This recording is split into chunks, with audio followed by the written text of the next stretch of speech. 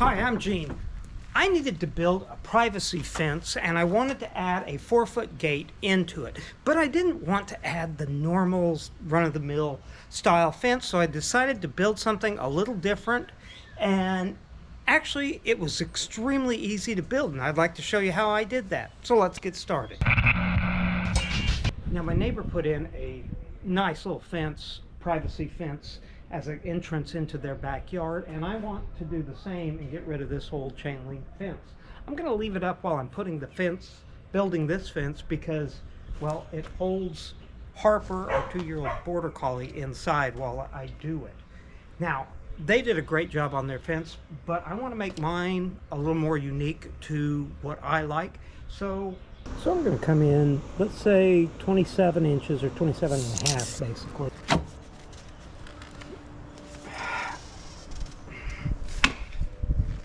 48.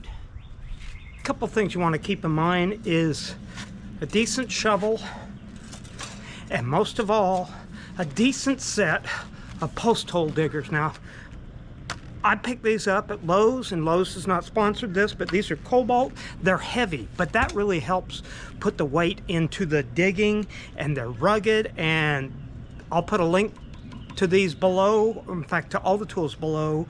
If you're interested in getting a set of these really made a big difference. Now, because I can't get right up against this board or even the side of the house, on the house I decided to lag in a bolt so that I could attach to that just fine. But on this, I'm going to also put a pressure treated 2x4 down through here so it can help me stand off of the neighbor's fence and not leave a gap. I'm using pressure treated lumber with anything that's making contact with the ground, and I don't care for pressure treated lumber because it doesn't take stain well, but I'm gonna have to use it on my upright posts on this just so that the wood will hold up, but I may have to really watch how well the stain holds on. Also, a tough thing is when you go to the big box store to pick out lumber like pressure treated, half the time it's soaking wet. There's a little bit of moisture in this one and it makes it heavier. You can always tell by the weight, so try to get as dry as you can.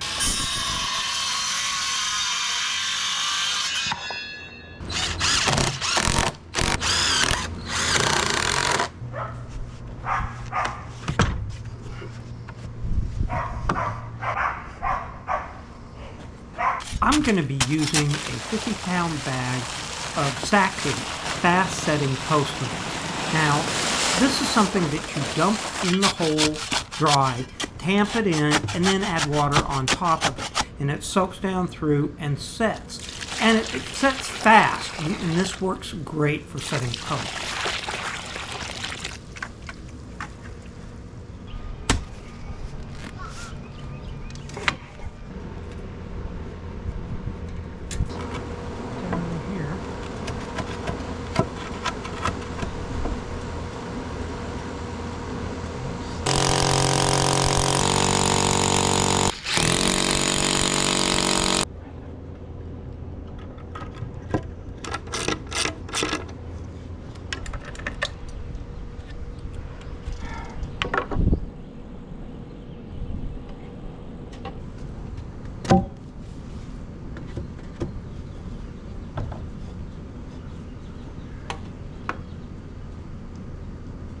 So after lagging that board down to the wall, I'm going to run a plumb line from the top of the first post over to the post on the wall and then back down about a foot off the ground. That's going to give me 2 lines to try to adjust this to, and that'll really help.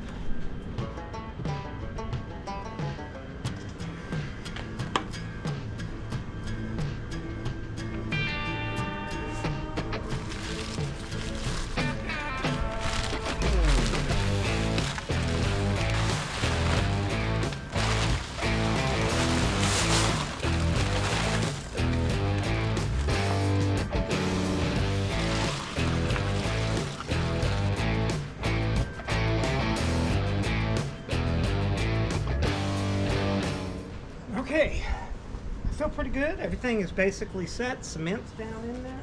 And I'm running pretty straight on the posts. It gives me 48 inches on my gate itself. So I'm going to let these start setting up, and I'll come back to this for the next step.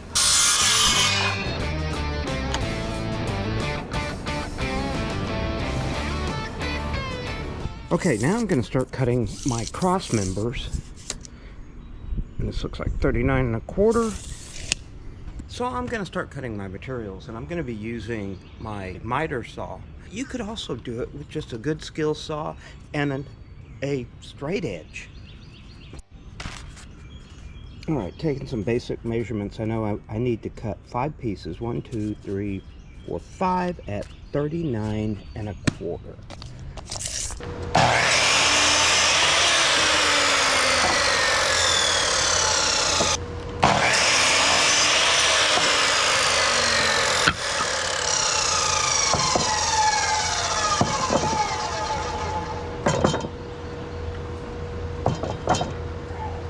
Now, because I'm going to be staining or painting this, I'm actually going to use pine for the support boards in this. But anywhere where this is going to make contact with the ground, which at the bottom of the fence, I am going to use some pressure treated lumber.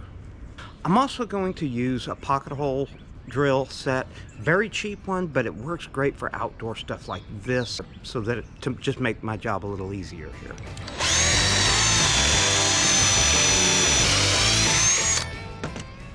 Now the top piece is going to be assembled like an upside down L to the very top.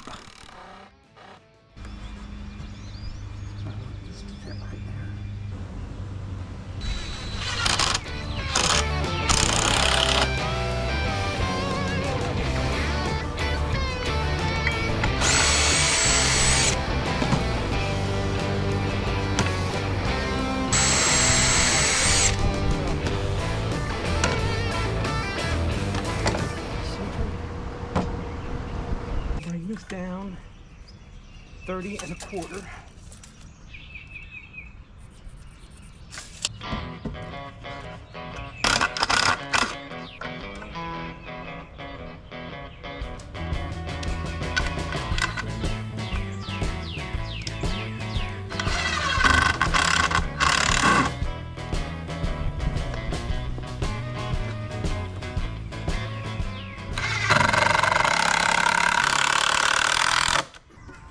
Creating another L-shaped piece that's going to work on the bottom, I'm adding one more piece of pressure treated to the bottom of this.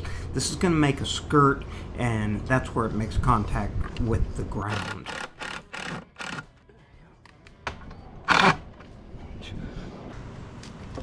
I'm going to take a 2x4 and clamp it to the top and level this. This is going to help me to find exactly where the next boards need to go.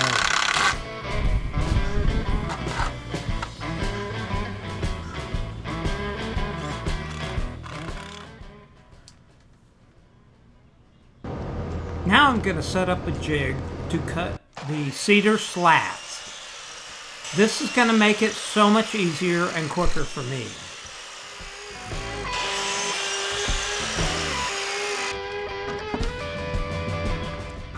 So I've mixed up some walnut stain, and I'm going to go ahead and put a coat of stain on this so I can work around it and let it start kind of setting up.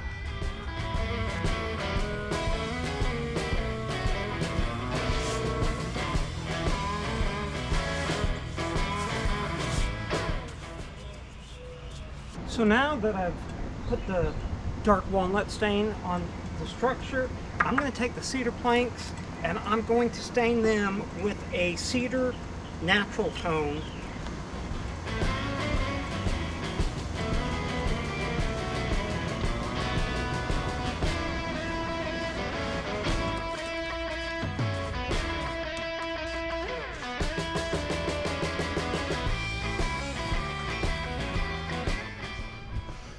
Okay, so now I've got everything stained up. I'm going to start with this first board.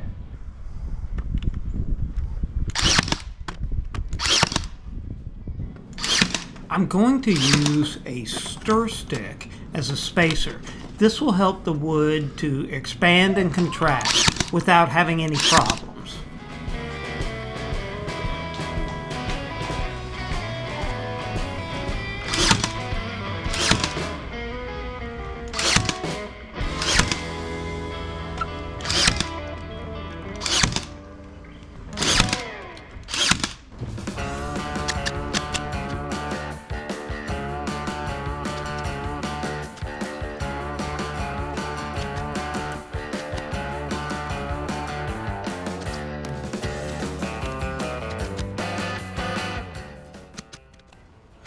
Using my table saw, I'm going to trim the last board down so that it fits in within the framework of the fence.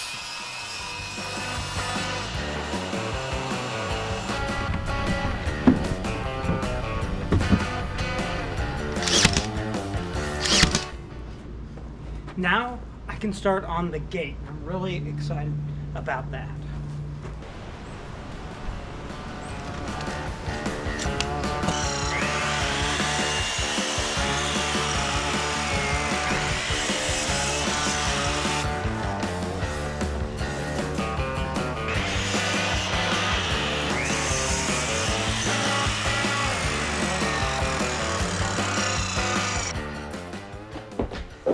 Okay, so at this point, I'm going to bring this inside the shop just because I've got a higher chance of a flat floor to assemble the gate.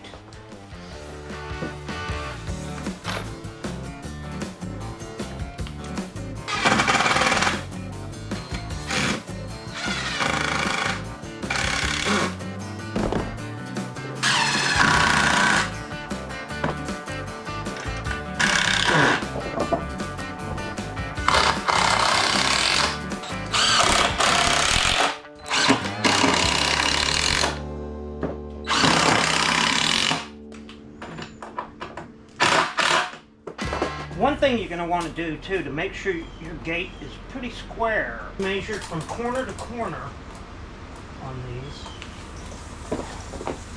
In this I have 81, 82, so I need to do some adjusting. So I'm thinking the easiest way to square this is to just literally set it up on the fence itself and make sure that, now I've got big gap here because I've got it tight here, but I think I'm going to be okay with that. So now I'm going to do my angle, and usually you want to start from the hinge side and angle that up. So that's how.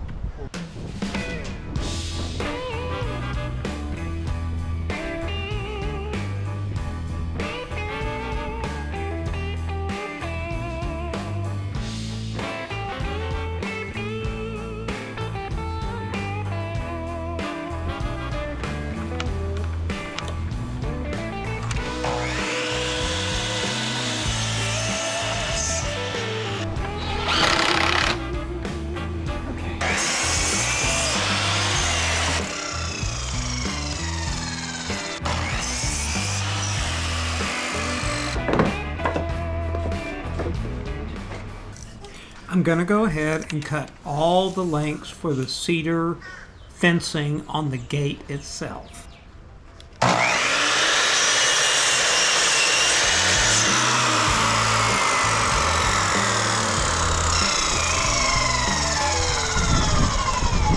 I'm going to go ahead and add the stain for the fence or the gate framework along with the pickets.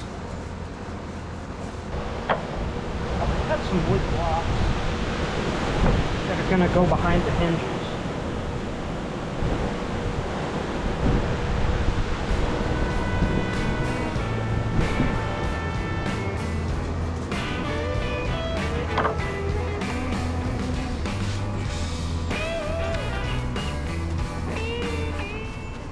Both of the fence sections are up, so now I'm ready to start hanging the gate. But I want to make sure I get the spacing correct on it, so I'm going to use this board as a spacer and clamp the fence to it and make sure that it's leveled and do any adjusting I need to do before I add the slats to it.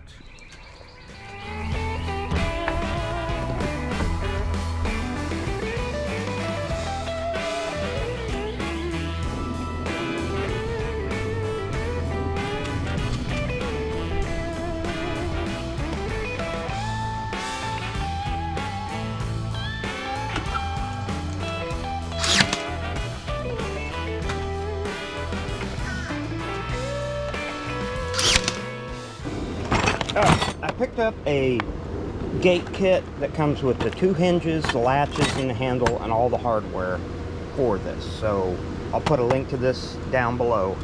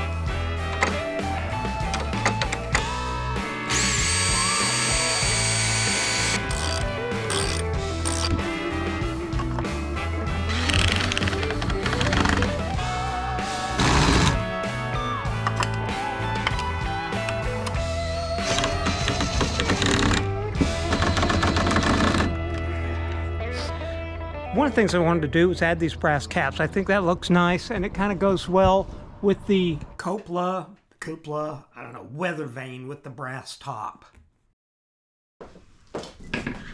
And you know, I can't leave well enough alone. I'm going to have to add my own steampunk or industrial design elements to this fence.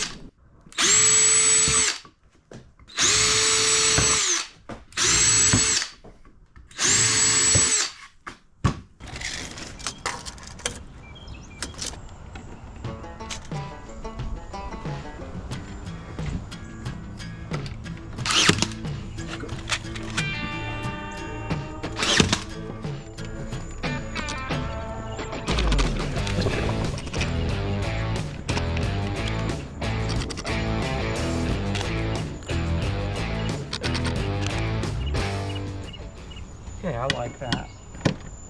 I like that a lot, and I think it will help, and it just gives it a cool look. And I'm going to go ahead and now do that to the gate and the other panel.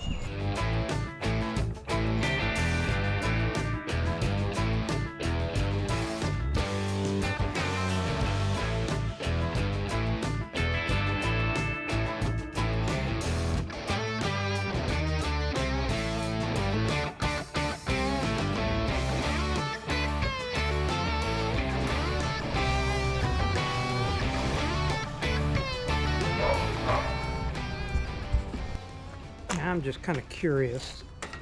I wonder if I was to take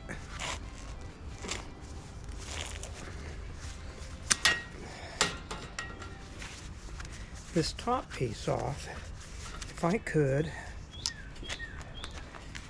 repurpose this on the top of the gate.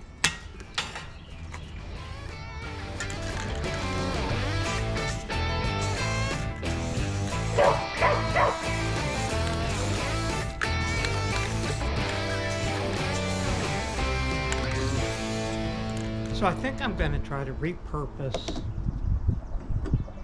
this that was at the top of the metal gate.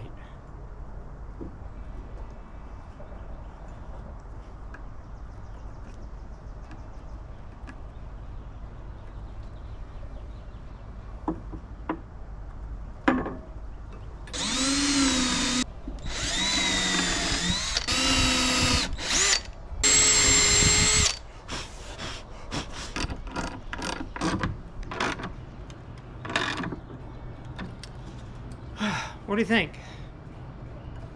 Too much? Let me know in the comments.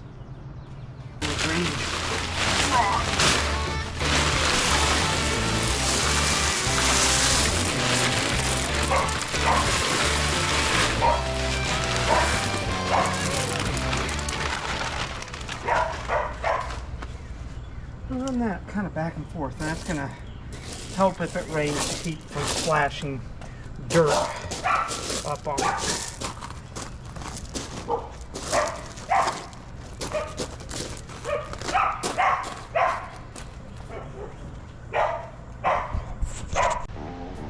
Now, I'm sure you've noticed I made a lot of mistakes along the way, but I was learning as I'm going. And really, this video is to inspire you to give it a try. Thanks for watching.